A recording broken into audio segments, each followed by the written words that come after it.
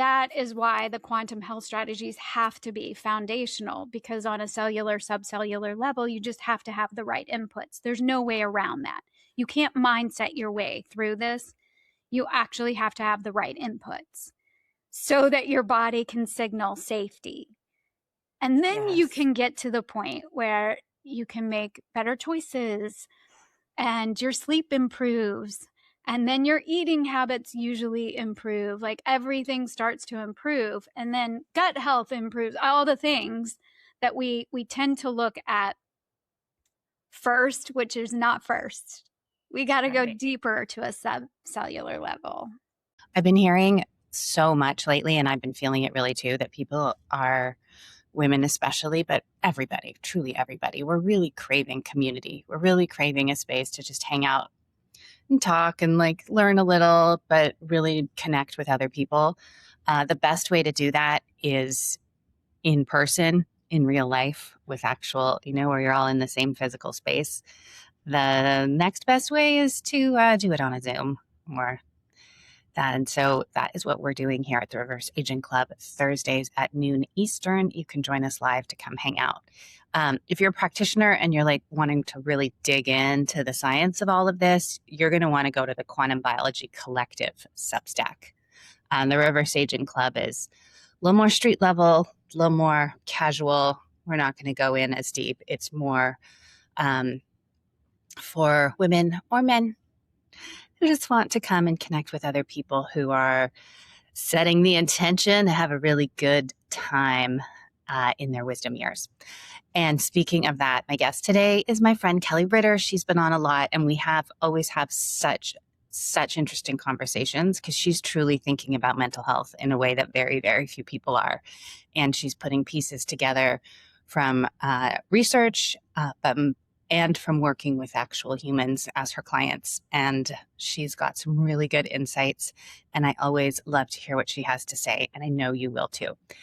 So we dig into mitochondria and mental health, which, mark my words, is going to be a huge topic over the next 10 years. Huge. You heard it here first. Enjoy. Kelli Ritter, PhD. So good to have you on the Reverse Aging Club. Yay! I'm so happy to be here. This is my first time on your new show, so I'm excited. I am super excited to have you. For the new folk, I have many interviews with Kelli. If you go look in the search on qbcpod.com and put Kelli's name in, we have many wonderful conversations. Today, I want to talk about, so Kelli is doing this really, really cool thing. She's had 30 years in clinical mental health, then applied quantum biology, changed everything she thought she knew about anxiety. And Kelli now trains anxiety recovery coaches who are done with surface level approaches. Kelli, when you said applied quantum biology changed everything you thought you knew, say more. Oh my gosh. How do you even say more? How do we wrap it up kind of succinctly? Because I came to it just feeling like I wanted to learn everything I could about mitochondria. For some reason, my gut was telling me, like, that is the next thing I need to learn here. I need to know about these mitochondria. What the hell are they? How does this apply to my life and to my family? I was really interested in helping my family. And everything changed. Like, it felt like it cleaned my brain in a way. I could think about things differently. And I always thought I was a good sleeper. Things that you thought, I feel good. I was a non-drinker, eat healthy food, nutritional therapist, all the tools you can imagine. Over more than 30 years in clinical mental health, I know all the tools. I've got all the mindset shit. I've done all the things. I got all the things. And they're all good. So I thought I was good. And it got so much better when I started implementing just the simple things that I was learning through applied quantum biology and to support my mitochondrial health. I was already going out at sunrise every morning because I had heard that was good for me.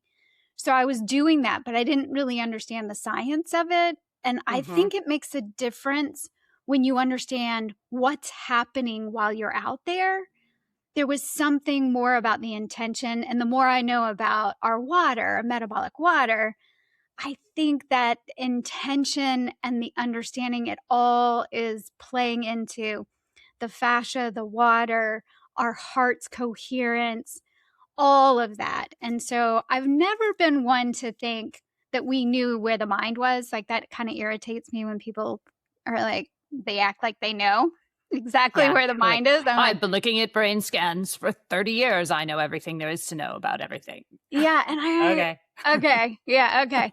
And so I was already somebody who liked the idea of blowing my mind. And I'm not a quantum physicist, but it just keeps blowing my mind to think that even something in the past that's already happened, by observing it differently, it's like it changes the whole frequency. And I'm guessing that's probably because of the water holding memory and water structuring throughout our body. I don't really totally understand the science of it, but I get really geeked out and excited anytime I come across something new that just clicks. You're like, aha, I knew we didn't know. I know we don't know everything that there is to know. So it's just made, physically, I felt better than ever in my entire life. And then, which is really helpful, because then you have more energy and enthusiasm and vitality to do life. So that was really big. But it also just keeps blowing my mind, to stay open to the possibilities. So that's the shortest answer I could come up with for that. Love. And I do want to point out how rare and unusual it is to have a mental health professional get really interested in mitochondria. Like, even most doctors in the allopathic world don't know anything about mitochondria. Now, if you're online and you're looking at integrative physicians and people who are working outside of that model, mitochondria is kind of table stakes, but even then it's more from a biochemical level. So anyway, I just want to say to have someone who is looking at mental health through a mitochondrial lens, people, this is rare. Go study with Kelli. Like, you will not find very many people who can speak to this. So I just wanted to point that out. And then second of all, I totally agree about understanding why you're doing something. Not like you need to be able to explain the deep scientific mechanism, but just the overall picture. Otherwise, it's just another health tip from the internet. It's like, oh, whatever. Another thing to add to my list.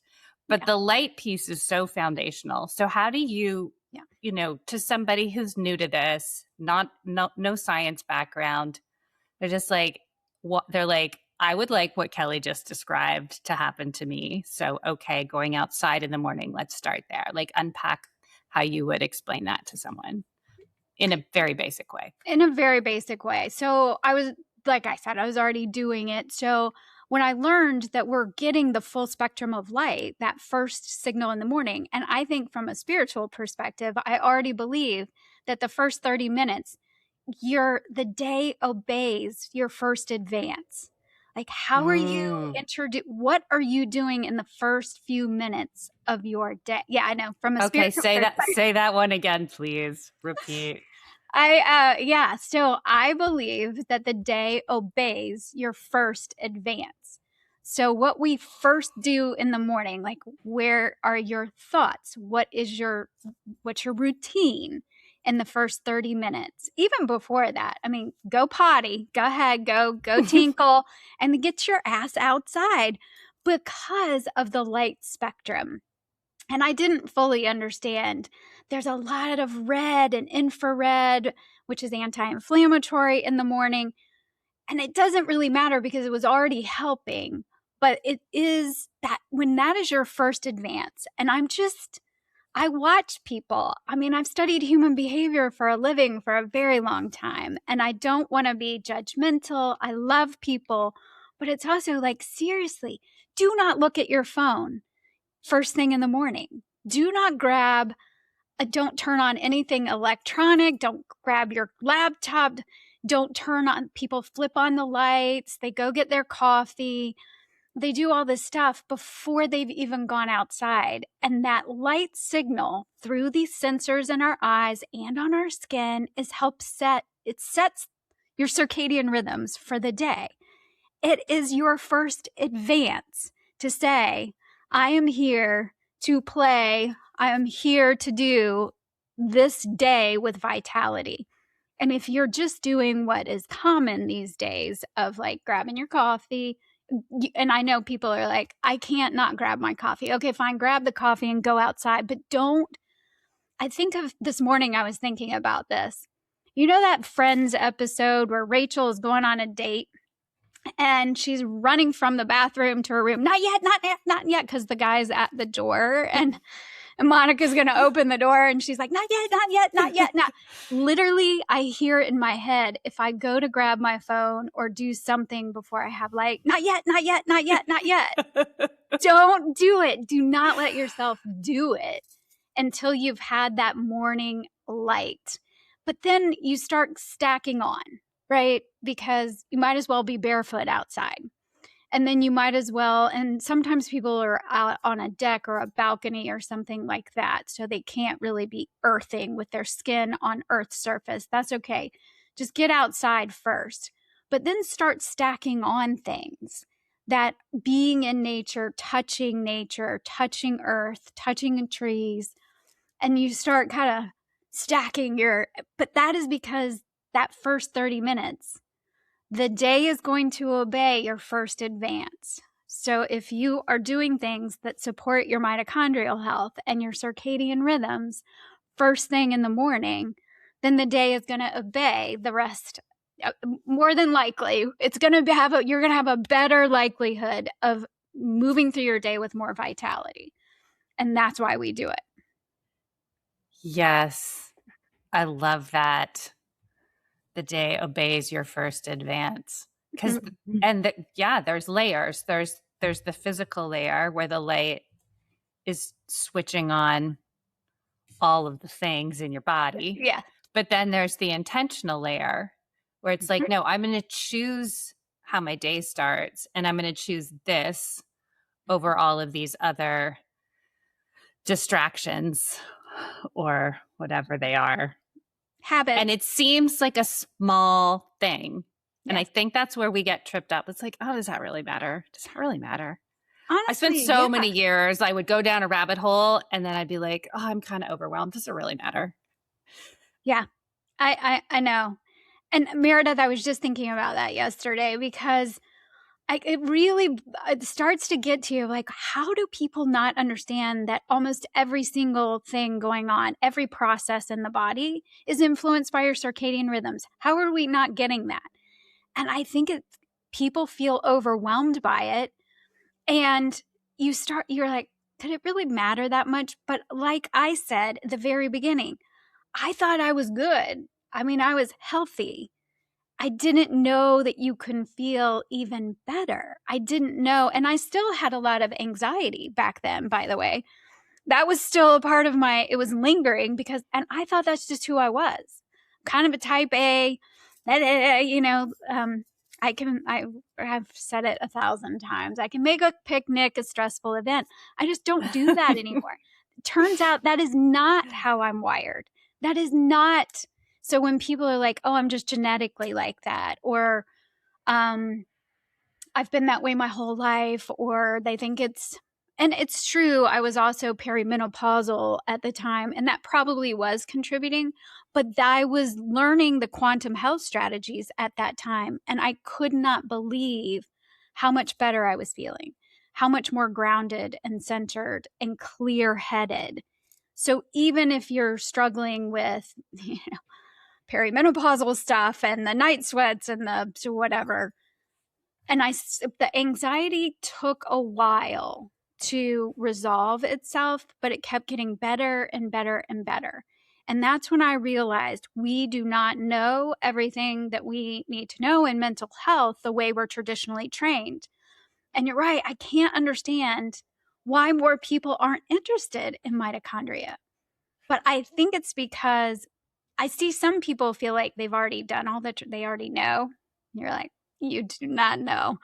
But, or it's overwhelming. And it's like, does it really even matter? And I'm here to say it really does matter. It really is that important. It is the missing, mitochondria is the missing piece in mental health. Yeah. Yeah. Yeah. And I think this idea of our mitochondria affecting our behavior is kind of mind-blowing, because even if we are into mitochondria, we still think of it from a perspective of physical energy. Yeah. Right. And I think I mentioned to you, so it would have been the episode last week, I talked to Dr. Josh Madsen, and he talked about extreme behavior in children being a symptom of dysfunctional mitochondria. And it's like, oh my gosh. And I just had that moment where I'm like I knew that, but also, oh, right. And so, yeah, like bring that circle around for us. So you go on, if you're active in the wellness space online, you're seeing people talk about mitochondria morning, noon, and night, but are we connecting it all the way? Yeah. And I don't think we even know. But to pull a thread all the way through, I don't think we even know how important they are. Even those of us that are like, we just know this is extremely important, because I thought it was just about the energy and having the energy. And you look at children's behavior, especially, I always find it fascinating when a child is bad behavior, I'm in quotes, because they have figured out there's a purpose to why they're behaving that way. And sometimes it's not as obvious. Sometimes it is really obvious, but sometimes it's not that obvious. And so it's kind of hard to tease out what's causing what. And I never once in all of my training, it never would have occurred to me that the mitochondria were involved in that. But if you think about it just from the energy perspective of not having enough energy to be able to function and think properly and to make choices of things, the mitochondria, I mean, the most mitochondria you have in the body other than the egg, the human egg, is the brain. And so not that that's all the things that we need to know about the mitochondria, but you just think about how much energy and how important the mitochondria must be to brain function. And the brain is helping coordinate, and most of the messages are actually coming up to the brain. So I don't think the brain is the most important organ. I would probably pick the heart if I was going to pick an organ. But you're just, all that signaling, all that messaging is getting disrupted if you don't have the right inputs. And if the mitochondria don't have the right inputs, then they're what I call on the struggle bus. Then all the messaging, and you have more danger signaling on a cellular level. You have cellular dehydration. You have all of these, a cascade of things, but you have danger communication going on.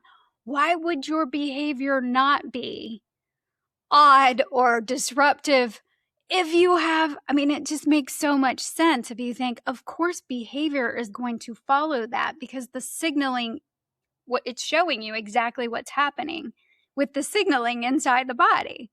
The body's right on the struggle bus, the cells are struggling, and so the behavior outwardly is going to show you what's being signaled on the inside of the body. Does that make sense? Yeah. So if we're signaling danger, yeah, of course we're going to feel anxious. Yes. And it could or could not be, exacerbated by external actual situations. Sure. But if our body is in a danger signal at the cellular level, something that is perhaps neutral to one person is like an anxiety trigger to someone else, because that's where they're living. Yes. Yeah. And that's if you where think their body lives. at a cellular level. That's Nothing, right. not even how they're thinking about it or their mindset or anything like that. No, that's correct. And that's what's hard to wrap your brain around. And that's kind of why quantum is so interesting. It's like, I don't think we're meant to wrap our brains around all of it. Yeah. I think we actually have to use our hearts and some sort of feeling sense to get us to understand this stuff. It's not going to make logical sense, but it really actually does make logical sense when you can feel that a child is in a danger signaling pattern. And so their behavior starts to make sense, and how they are so disruptive and upset, and little tiny things become such a huge big deal to them, and they're spiraling and outbursts. And of course they are, because the inside on a subcellular and cellular level is chaotic. So why would their behavior not be chaotic? So, but then people are like, well, okay, well, that's fine, but how do I handle the danger signaling? And that is why the quantum health strategies have to be foundational, because on a cellular, subcellular level, you just have to have the right inputs. There's no way around that. You can't mindset your way through this. You actually have to have the right inputs so that your body can signal safety. And then you can get to the point where you can make better choices and your sleep improves. And then your eating habits usually improve. Like everything starts to improve. And then gut health improves. All the things that we tend to look at first, which is not first. We got to go deeper to a subcellular level to make sure that. And that is mitochondrial health and circadian rhythms. It kind of circles back. And they go together. Yeah, that's right. Yeah, and we've talked a lot about mindset. But yeah, for me, the mindset is like, can I get my mindset to the place where I'm willing to take care of the next things? And then eventually my mind will kick up some resistance, and I got to circle back to the mindset and like open some things up. But yeah, I spent like a decade deep in that, we've talked about. Me too. And then when the anxiety circled back, I was like, this has nothing to do with my thoughts. Nothing. Right. And it did have to do with perimenopause, and there were, some things going on. Sure. But it was my body. And we've been so trained to be like, oh, it's mental. No, it's mental. It's mental health. That's over there in that compartment. That's right. Yeah.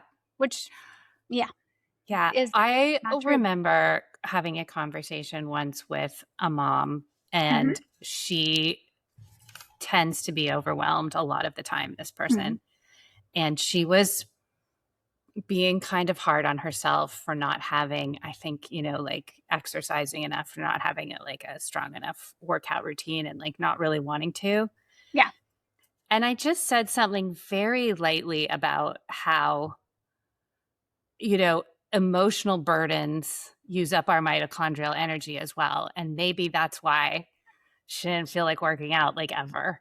And she looked at me and burst into tears. Yeah. Oh, I'm glad you brought up the emotional part, because emotions and stuck emotions and unexpressed emotions are a huge mitochondrial burden, a huge energy suck. They take a lot of energy, but when they are released and when there's a flow, so danger signaling could be that the mitochondria literally don't have the inputs, but it could also be emotional, stuck emotions. And when we compartmentalize it, it's like, I should be doing this, and I'm not, and like there's something wrong with me, as opposed to you being like, you may just like literally not have the energy for that. Yeah, exactly. Doing a workout, all that energy you're using up being completely overwhelmed by life and relationships and staying, friends with people who are mean to you or whatever. And I have to say, from a practitioner standpoint, I just want to say, because I know how good you are at finding a thing and like hitting on it and saying something that releases for people. I mean, that's the coach in you is just, and the mom in you is really good at that. So I just want to say that is why I always talk about presence over protocols with the people that I train, because that moment with that mom, even though it's not a coaching moment, it's a moment where you can say, it's like having the right tool, the right thing to just open her up, and then she has a release. That is so, because we could go into what would help her mitochondria, and she could stop worrying about working out and just work in the morning. That isn't what she needed in that moment. She needed your presence. She needed you to just reflect something back to her so that she could have an emotional opening. And without the presence, that wasn't going to happen. And I keep saying to, a lot of the people I work with, I love working with practitioners. It's the best, juiciest, most wonderful thing. But the practitioners I get to work with are super open-minded, and they're willing to do that work on themselves. But a lot of them they love their protocols. They are on their protocols. And I really challenge them to be and to work on presence with people, because when you can hold presence, powerful things shift. And the protocols are great, but they're not going to land. I mean, you and I have probably both worked with practitioners that had lots of protocols for us, and it didn't land because I didn't feel like they cared. I didn't feel like they knew me, could understand me, could hold presence. Because I know that they struggle. I know for a fact that those particular practitioners struggle with presence. Yeah. Yes. Yeah. Yes. And like at the end of the day, it takes like 5 minutes to be like, okay, go outside when you wake up. Let's troubleshoot that. All right. Exactly. Okay. Reduce your light before bed. Let's troubleshoot that. Right. But in order for that person to want to do those things, yes, the presence, and and thank you for acknowledging that. I do that. I appreciate that, Kelli. Thank you. Because we all know. And when we have that space to feel completely seen. Yeah. Then there's nowhere to hide. That's true. I don't know. She told me to do that, but whatever. It's like, this is for me. Yeah. Like being seen. And I do think sometimes people literally don't know what they don't know that wearing sunglasses, they don't know like certain things that they're doing that are just habits that are normal. And I get that, but we all communicate that through all of our posts on Instagram. You can listen to a podcast for that. But there's something really magical about connection. And I think you and I have talked about this too. I think the AI world, using AI, we're all like, ooh, this is a fun tool, but we're going to always want and need human connection. And what really helps us emotionally is being met by another loving, caring human being. And I think coaches in particular, therapists are great. Doctors have a place, therapists have a place, but coaches have a unique set of skills and way of being that can really help with presence and can specifically help with anxiety. And so I am also trying to help people understand that who can help with anxiety is different than what we used to think. You don't have to be a mental health trained practitioner. I mean, you need some training, but don't don't hear me incorrectly here. But since anxiety is not just a mental experience, coaches have a unique place to help people coach through anxiety recovery. And so I just want to sort of point that out there. But I do think that there's only so much you can do with AI charts and talking to AI at 2 a.m. Yes. And if it has a spot, but it's never going to have the same presence that a really good practitioner could have. Yeah, never. And information on its own is useless. I know, right? Until we do something with it. Right. So getting a bunch of information, if I'm like, okay, I'm going to work out and I want to know what to do specifically down the gym, like fine, print out my list. But to shift my fundamental way of being into a place where I can continue to grow and expand, information alone is not going to do that for me. Right. And following a protocol, I was just thinking about following your morning protocol is not the same as an intention to have the day obey your first advance. It just energetically is different than I'm following a protocol to help my mitochondria in the morning. Yeah. Yes. And we get in our heads with this. I went to something called the Biohackers Expo in New York a few weeks ago. And I've never gone to something like that. Everyone's always like, oh, you must know all the trends and all the things. I'm like, not really. I just talk to my quantum biology people and that's it. But it was, like a 45-minute train ride from my house and I got a press pass. I'm like, okay, I'm going to go. And I'm like, and there was a talk on consciousness and health and consciousness and reverse aging. And I was like, yeah. And it was so funny to me because the talk before was about some new type of NAD supplement. And it was like it was like standing room only, like you could not squeeze in. And there was this, functional medicine doctor talking about with energy, you got to do this, you got to do that. And here's the things. If you're overwhelmed, mom, you need to do this. And if you're an entrepreneur, you're going to need to do this. And it was like, here's the stack and here's the supplement. And this why this supplement's going to, be better for your mitochondria than this supplement. And everyone was like, yeah. And then the consciousness guy come in and like half the room left. But he delivered an experience, right? Like he opened it up. And I don't even remember where I was going with it, except that I just think it was like, point. I know. Right. It's like, we still think like, okay, I got to get my stack right. Got to get my protocols in my stack and like, and how many people ask us about NAD? Every week I get asked about NAD. Yeah. And I'm like, are you going outside in the morning? Are you connected to Earth? Are you understanding that you are nature?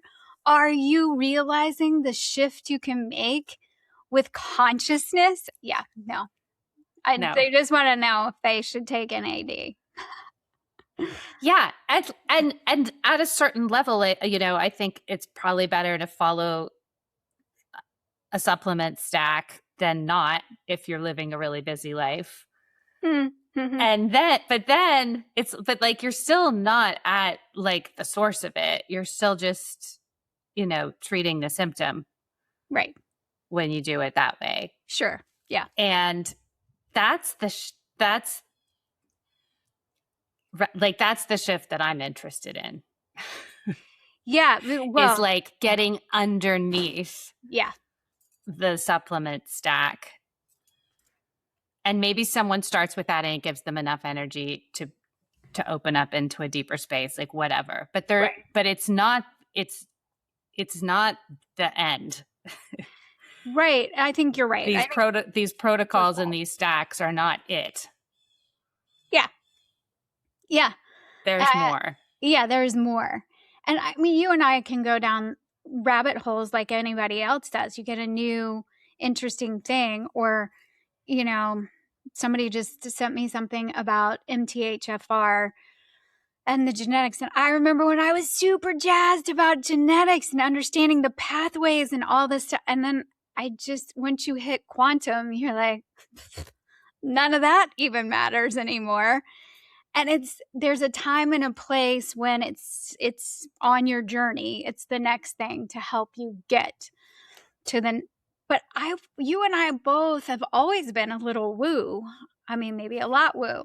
Like I've always felt like, but we are source. So we're returning ourselves to ourselves. Like the universe is as above, so below, like all of that has just, and to me, quantum comes closer, and the applied quantum biology part of it, understanding what's happening inside the body and how to support the body foundationally, helps us connect spiritually, helps us connect to what we've always been. It's not like it wasn't there, but we just become so removed from ourselves, so removed from source or whatever you want to call that, that to me, that is the return.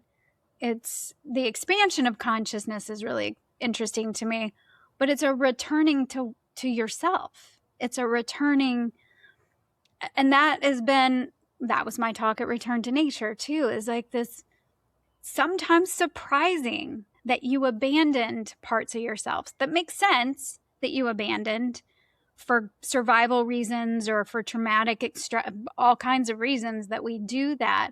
But at any time we can restore the body, and even I would say beyond that, our biofield, you can restore things so that there is a remembering or a returning to why you came here in the first place, what has always been true for you.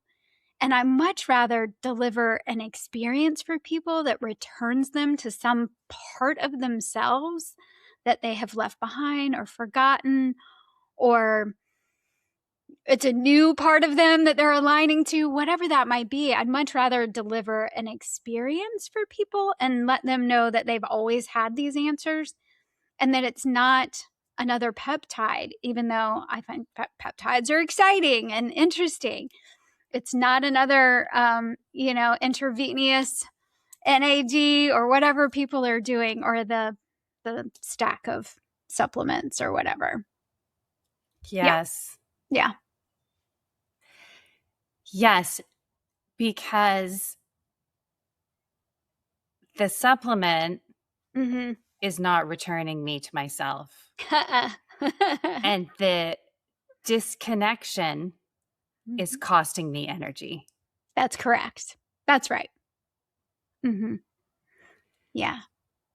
So it's not that taking a supplement at the biochemical level can't help. It can. Sure. But at a certain point, where are we using up our energy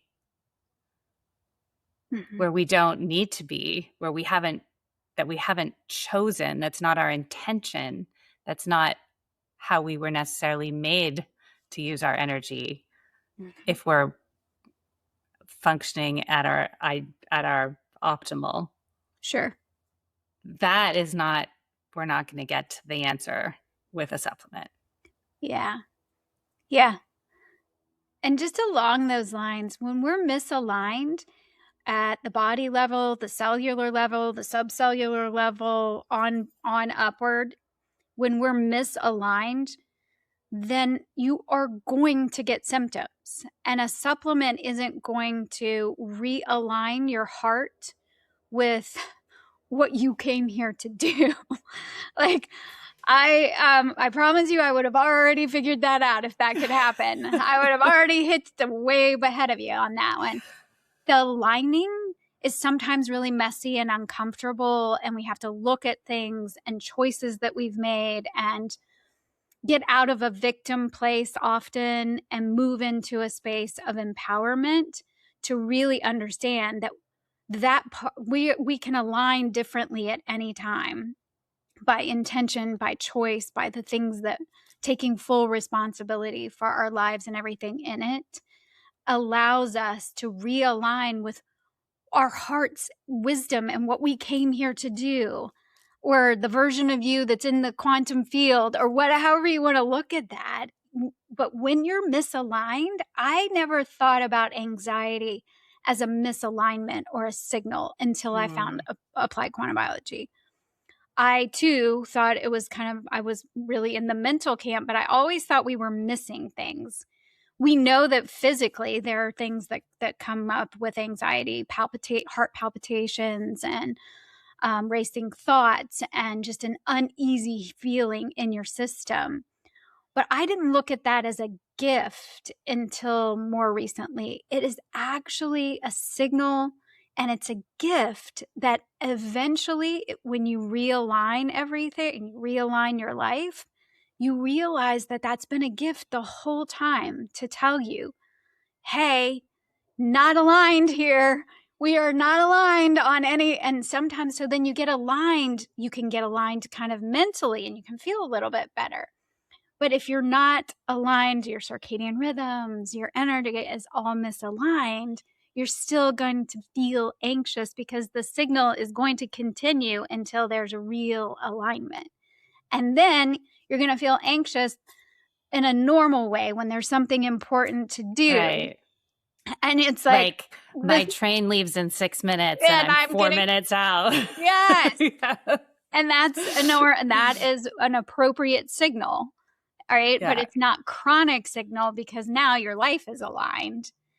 And so the more aligned your life is and your circadian rhythms are aligned, and so your body's not chronically stressed, now you're not anxious all the time. You're anxious appropriately when you're about to step on stage and it's a huge crowd and it's important to you. And it matters. Yes. And it matters to you. Yeah.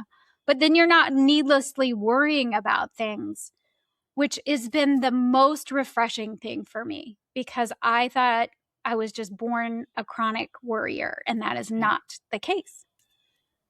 Right. Yeah. Yeah. So for the chronic worriers out there, chronic. There's more. That's what I love about all this too. It's like, oh, there's more. Not I keep, you think you're hitting the wall, like done all the food, you've done all the things, you've done all this. No, there's more.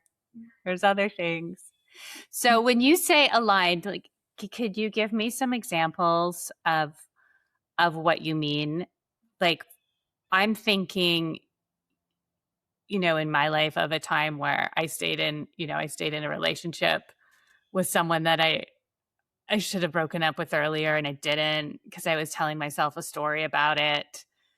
And then I realized and I had that moment where I'm like, oh, if you have to like keep talking yourself into staying it, like, oh, but he's so nice. Oh, but he's so great. But everyone else likes him. Oh, but so I'm thinking of that. And then I'm just also thinking, like, I just recently rebranded this podcast. Mm-hmm. And it just, because it felt more aligned, I wanted it to be more about me and where I'm at and my personal interests and expression, and then have the Quantum Biology Collective be aligned with the science and the practice of it. Yeah. In a different place. But, a year ago, it was all lined up. It was all fine. So that was, it's like paying attention to life and noticing. What do you see with your clients and with your clients' clients? Because you work with practitioners. Mm-hmm. So relationships were the first thing that popped in my head because that's a place where we tend to really hang on. And we hang on. And people just, in your heart of hearts, when you're hanging on to something that is just like, what is happening? Like a title, a job, a relationship, a friendship that is just no longer serving you. It did one time. You learned what you had to learn, whatever it is. But when we hang on and we're suffering, I don't believe that we are made for that. Like, suffering is a part of being human, but not lingering suffering where you're hanging on to something. Like, we're not supposed to be doing that. So, and I thought about the friend that you said that was beating up on herself about not working out, but how could she have the energy to do that? Because if there are relationships that are draining us, and sometimes there are roles that we play, like motherhood, it's not something It's one of the greatest roles you will ever have, and it will also kick your ass and break your heart. I remember a great poet saying that our children break our hearts, and I was like, what? Yeah, I mean, in the most beautiful, wonderful way, right? So there are choices that we make that are in alignment, and they're hard and messy. And then there are choices we make that are just no longer aligned for us. A job, a brand, something. And so when we hang on for the story, for the reasons, all the reasons you just mentioned, because it seems logical and smart, or because we think we're supposed to, or whatever it is, then we're going to suffer needless suffering, is what we might call that. And when you actually let go and then allow the alignment, but it can be very hard and messy and bumpy. And there is a great deal of faith or surrender in that process of letting go of something that on paper looks good, or the story you're telling yourself is like, I'm supposed to be doing this. And there is a deep, I'll call it faith and surrender to just letting go, because you don't know exactly where you're going to land. But when something is no longer aligned and we're hanging, that's the place to surrender into the unknown and say, okay, I'm not exactly sure where I'm headed, but I know this isn't aligned, because then our heart's wisdom can show us the way. It's that there's something really powerful about surrender, not collapse. Collapse is different, but a surrender and a taking responsibility for everything in our lives, and empowerment, but also in a surrender, because we don't actually know. We're just going to take a leap forward and hope that and if the intention is for alignment, and I'm going to follow my heart, but I also like to follow my life. So you asked about clients and clients. Often your life will show you the next thing if you're willing to see it. And it's really hard. It's interesting when somebody has problems with their eyes or problems with their ears, and it's what they don't want to hear, what they don't want to see. And so we can actually utilize where the weaknesses or symptoms are to show us, and your life is showing you. It's just not necessarily always what we want to be seeing or hearing or doing. And it's not like, oh, there's a rainbow and a unicorn, I'm going to go that way. Yes, because you said unknown. And I think it's very difficult to make a choice when we don't know what we're supposed to do. Yeah. We don't know what's going to happen. Yeah. And we stay stuck or stay sick because it's like, oh, I tried everything. Like, I don't know what else to do. And to just, open it up. And then back to the energy piece, whenever I have come back into alignment, every time, whether it's a small thing or a big thing, I'm like, oh my God, I was using so much energy to hold that in place. Right? It's unbelievable. Unbelievable. That little story. Oh no, it's fine. It's like, it's okay. Well, I'll just do this. Oh, well, it's fine. It's okay. It's okay. Like over and over all day long. Drip, drip, drip. It's crazy. It is. And every time I'm like, oh my God, so much energy. I was locked up in that. Yep. And even with that kind of history where you're like, okay, I know that, but I like that you mentioned little things, because sometimes this is not huge decisions like a huge relationship or job. Even it can be smaller little choices that are draining you throughout the day that just are just misaligned now. And I think we just get into habits and patterns, and it really is a willingness to look at pretty much everything in your life and see, where am I being sucked or drained? And often we just don't know until it's gone, till we've made the shift. And then we're like, whoa, I cannot believe how much energy that was taking. Yeah. It's like we're like holding up the wall and it's like kind of crumbling and we're like holding, we're like, no, it's good. It's fine. I'm good. It's fine. And then we're like, I'm just going to walk away from this wall. It's fine. Yeah. Like, oh yeah, it crumbled a little bit. Oh well, it's all good. I know. And yeah, go ahead. Yeah. No, I was just going to say, I've been reading lately Martin Picard's Substack with the energy resistance principle. So if there's people out there who are like, okay, woo ladies, Martin Picard is developing some very, very strong science around all of the things we're talking about, including the emotional, the mitochondria being, taxed by emotional burdens. So I just wanted to throw that out there. I'll put the link in the show notes. Yeah. He even made a little YouTube video that lays it out really clearly. He's he talks about, we need a little resistance, otherwise we'll leak everywhere, but too much resistance and it's all the things we've been talking about. So he talks about you want your energy resistance in the Goldilocks zone. So now whenever we were watching the soccer with that Norwegian guy scoring all the goals, and I'm like, his energy resistance is in the Goldilocks zone. Exactly. You just start to see it everywhere. And then I hear about someone who's going in for their 4th surgery and on 17 medications. I'm like, her energy resistance is not in the Goldilocks zone. That's right.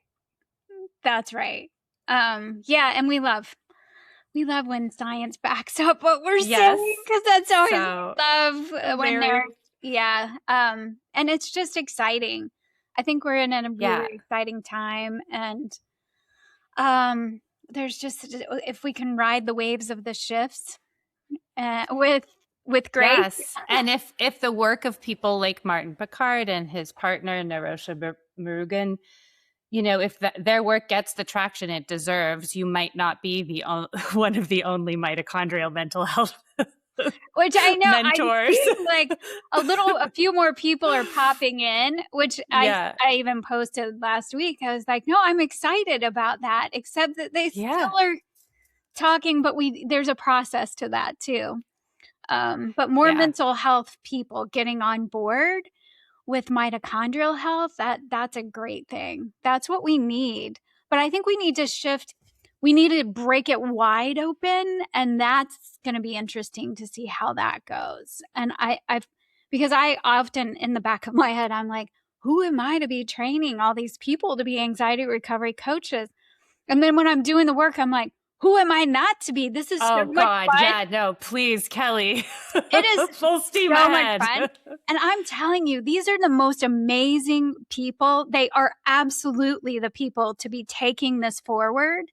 Yeah. And they are coaches and nutritional therapists and doula. And I mean, like, they've got a wide variety of backgrounds. And that's what makes it so powerful. But that's also, old thinking would be like, oh, well, they can't be doing, they feel that way too. Like, who am I? Oh, I can't talk about that. Yeah. I say that all the time up until like 5 minutes ago. I'm like, no, I'm an executive coach. I'm like, I don't do health stuff. And now I'm like, seriously? Oh no. God, you cannot not.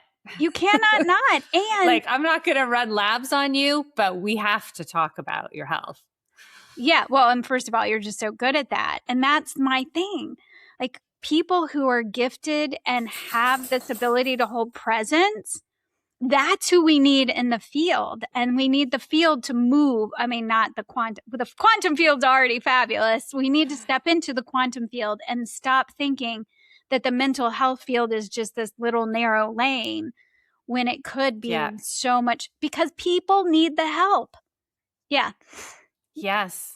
And then, I mean, we could talk for ages about the issues around that, right? Like, we've now pathologized everything. Yeah.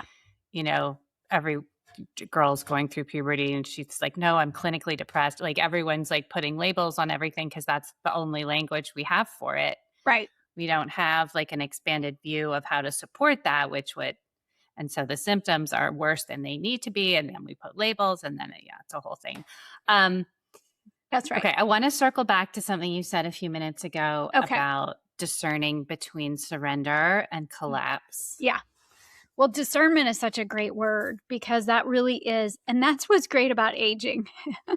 The natural process of aging, as much as we're like reversing that, I'm all about reverse aging. But the truth is, the longer you've been in just that we have in time, the more you have the ability to discern when something is yours to do, when it is not yours to do, when it's aligned, when it's not. Now, you don't have to be aging to do that, but anybody at any time can choose that. That discernment, though, I think is really what's key in helping us realize when we're stepping into a place of empowerment and surrendering to the unknown, the uncertainty, because honestly, most anxiety has an element of uncertainty. That's the inability to tolerate uncertainty that makes us feel super uneasy when it's at the feeling level. So, the more okay we can get with surrendering to the fact that there's so much that we don't know and doing what we can do. And there's a lot to be said for stepping into taking care of your mitochondria, because then you feel the certainty of certain things. But it's in that surrender that you're able to really open things up and find that alignment. But I want to be clear that it is not collapse, because sometimes people are exhausted. And there is a really fine line between falling into collapse because you're just so over trying to figure things out and you're just feeling awful and exhausted, and falling on the side of surrender, of like, there's just such a fine line there. But collapse, I have never seen in all of my clinical years when people fall into collapse. It's a whole different process because they give away their power and then they end up in the hands of people that are probably well-meaning, but it's not an empowering experience for them. It's a very different than when we move to a place of surrender. Did I say enough about that? Okay. Yes. And so collapse is more just like collapsing, right? Like it's giving like in and just being F everything. and putting your Or just hands up falling and being over. Falling over. Yeah. And letting other people then take over for you. Right. Which sometimes there's a time and a place for that, but that collapse, that's a whole different journey, and it's usually really rough, and it takes you on a ride that it's not that you can't survive it and come to a different place on it. But I see in my years of working with people, I've seen that take people in a way that on a ride that I just don't think they needed to go on. But maybe they did. Who am I to say that right. shouldn't be part of their journey? But when you see people surrender to something higher than themselves, like a source, God, something, but it's a putting your hands out, kind of like a I need support here, as opposed to throwing your hands up and not even catching yourself when you go to fall. Right. As collapse would be. And as we get better at coming into alignment and letting go of the things out of alignment, we get farther away from being on the trajectory of a collapse. Like it sounds to me like collapse is like I have had collapses. Yes. Right. And they were 100% of the time the result of my continuing to make decisions that were really, really bad for me. Like over and over until I fell down. Yeah. So maybe that is, really important to your journey, and it could be important to somebody else's journey. I get that.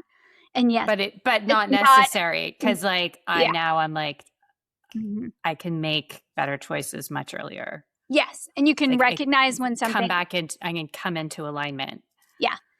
And I just think the other day I was really in my head about something. It's not like these things, suddenly you never have that happen anymore. I was in my head about something and I was just like, whoo, I'm struggling mentally today. So you pivot into the things that you know are going to realign you, the things that bring life-giving energy. Oh, and that actually brings up a really good thing. Okay. Because I've been noticing this lately, and we'll wrap on this Okay. on this point.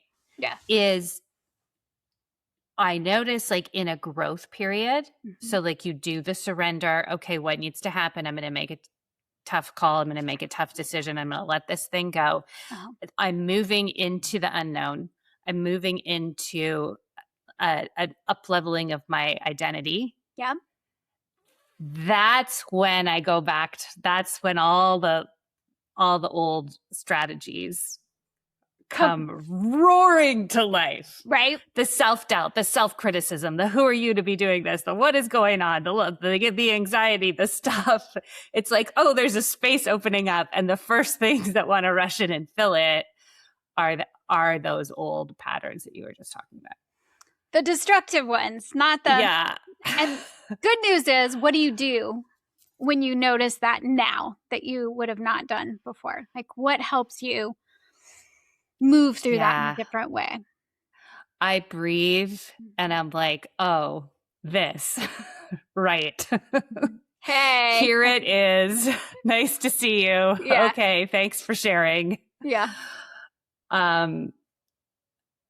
And sometimes like recently I've actually had to just like go lie down and cry for a bit.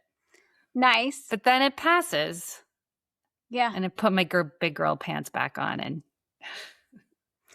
yeah. I got in trouble one time for saying that to a graduate student. I was like, sometimes we just have to put our big girl panties on and deal with things. And she did not like that. But it's true. Like sometimes you got to go cry. I think that kind of release, some kind of release. Yes. And for me, though, I go right back to like, I need to get in nature. I need to take walks. I need to go back to the very basics. Is my light dialed in? The other day when I was in my head, I was like, I really haven't eaten much today because I just didn't, I was just moving. I was indoors more than usual. I didn't have as much protein as I usually do, like just basic stuff. And because when you put all the things together, you walk in a way that's more aligned on a daily basis, you're not going to pivot into a bad space for long. But it's interesting when you finally surrender, you make some space, and then the old stuff can come up. And then I think all the tools become helpful of like how to pivot our way to where we're like more aligned. And to stay the course though, like, cause you could have collapsed. You could have been like, never mind, I'm not doing it. And I was tempted. I was tempted, Kelli. I think that's important to say.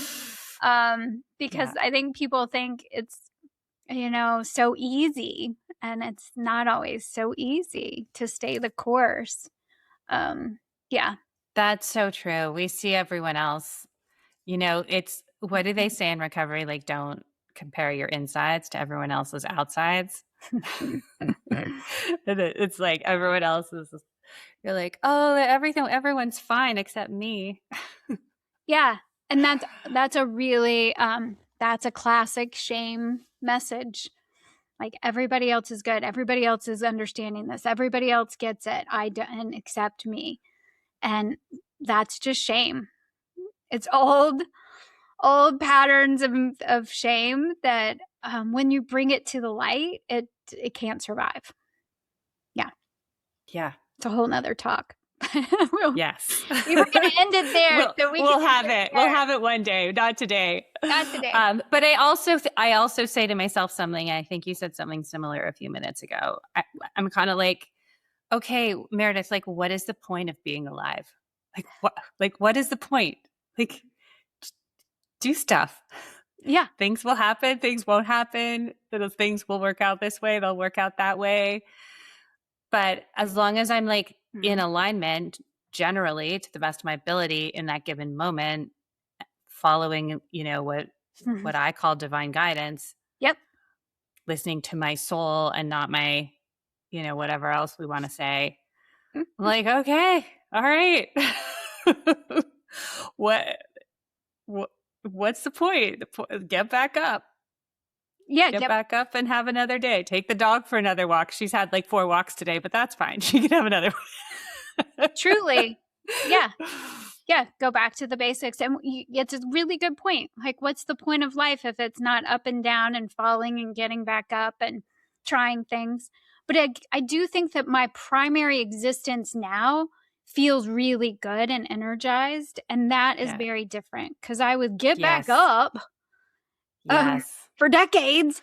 I was just get back up. Keep slogging. Slogging your way, and to not feel good, as good as you can feel. And that's the thing about aging. We didn't even really talk about it, but I am so much more excited now because I feel like I have tools to have energy and strength to make this next however long I have as energized and healthy as possible. That feels different than the slog.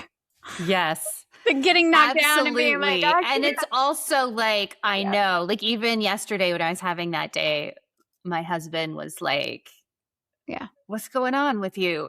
And I was so tempted to be like, and I was like, I'm just having a moment. Because I know it's going to pass, and I know I'm going to go back to feeling excited and energized and enthusiastic and vitality, and having the energy to live the wisdom that we've earned. That's right. That's what it is. And every single thing you've said in this interview is a reverse aging tool, right? It's just giving ourselves it's having the energy, the cellular energy, the coherence, giving ourselves the information that it can work with easily. Yeah. That's all it is. It really is. That's it. But fundamentally, the key is really coherence. And the more aligned we are, the more you learn that discernment and surrender to in an intention of alignment, the more that's going to get, that better that's going to get for you, and the better you're going to feel, because you're going to have more vitality just from doing that. Yes. That's pretty exciting. It's exciting. It's like mostly exciting. Mostly, with the moments here and there, which, as we've said, are part of the growth. Like, if I didn't ever have those moments, it's probably because I haven't been challenging myself to a new identity, which is we're looking for Goldilocks. I'm looking for the Goldilocks zone. Here I come. Living in the Goldilocks zone. Okay. Kelli, thank you so much for coming. Thank you. I loved it. Kelli is on Substack. Kelli is on Instagram. Kelli is, what's the best website? We're going to anxiety-recovery.com. Anxiety-recovery.com. And for all of you who are practitioners or coaches, I really, really recommend Kelli's training. Thank you. This is the next level, and we all have like our areas of expertise, but we got to widen our scope a little bit, because the boundaries are dissolving, and we need people to, help the people who are in front of us. That's right. That's what we're finding, is that there isn't a practitioner out there that doesn't work with anxious clients. Yes. Not a thing anymore. And it's probably getting in the way of their doing whatever else you need them to do and they need to do. Exactly. So, you're giving people the tools to remove that barrier. Yep. That obstacle, so people can move into fully embodying the rest of their health journey. Yeah. Building that confidence. And I'm really, really good at identifying, sniffing out your talents and what you bring to the table. You are really good at that, Kelli. I am. You've said that. You've said some things to me a few times. I'm like, oh, thanks, Kelli. Yeah, it's a a God-given divine gift. So I'm happy, and it makes it really nice for me to share that with practitioners because it builds their confidence. So yeah, Yes, that's what we do. Yes, because they feel seen for their area, for their zone of genius, which That's you it. all have, my friends. You all have one. That's right. You all Every single have person one. has a zone of genius, and it's so much fun to get to see that and witness that and bring that out in people. So much fun. Yeah. So good. Thank you, Meredith. Thank you, Kelli. We will see you so soon. Yeah. Well done. You've made it to the very end of the episode. Thank you so much for spending this time with me. I really, really appreciate having you here. You make it the whole thing worthwhile. Come and join the club at reverseagingclub.substack.com.